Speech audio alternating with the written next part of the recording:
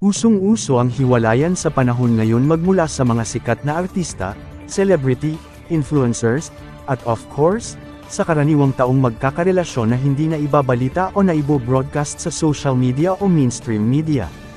Ang ilan, inabot na halos ng isang dekada tapos nauwi rin sa split, ang ilan ay wala pang isang taon, at ang ilan pa nga, engaged na pero nauudlot pa. Pero kakaiba ang kwento ng isang bagong kasal na couple sa Visayas dahil matapos daw ang seremonya ng kanilang kasal, sila ay nag-away, at ang groom ay lumayas sa mismong reception. Nakakaloka, di ba? Iniulat ito ng regional radio station na RPNDYKC Cebu sa kanilang Facebook page noong ika-26 ng Pebrero taong 2024. Saad sa ulat na isinali na sa wikang Tagalog, Filipino, nag-viral ngayon sa social media ang bagong kasal kung saan sabi pa, agad daw silang naghiwalay. Sa post ng lalaki, sinabi pa na hindi raw sumama ang babae sa lalaki kaya't iyon ang dahilan kung bakit gusto niyang makipaghiwalay. Ang dahilan, tila hindi raw maibigay ng kampo ng lalaki ang dowry o dote na hinihingi naman ng pamilya ng babae sa kanya. Ang pagbibigay ng dote ay isang tradisyonal na konsepto sa ilang kultura, kung saan ang pamilya ng lalaki ay nagbibigay ng mga ari-arian o pag-aari bilang bahagi ng kasal. Ito ay isang uri ng kontribusyon mula sa pamilya ng lalaki sa bagong pamilyang binubuo nila.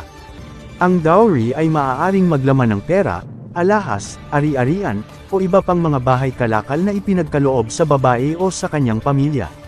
Sa ilang kultura, ang dowry ay maaaring maging malaking bahagi ng kasal at maaaring magkaroon ng malalim na implikasyon sa lipunan at ekonomiya ng pamilyang nauugnay dito.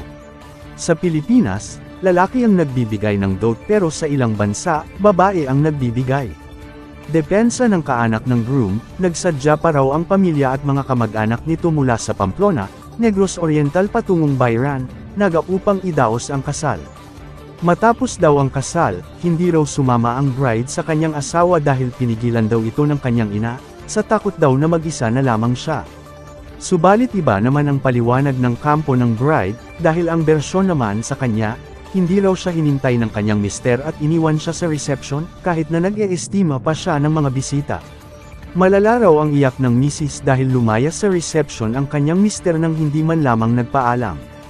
Kaya naman daw nagalit din ang mga kamag-anak niya rito.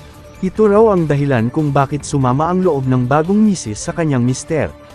Kaya ang tanong ngayon ng mga netizen, kung ngayon pa lamang daw ay hindi na magkasundo ang dalawa, paano pa kaya kapag tuluyan na silang nagsama?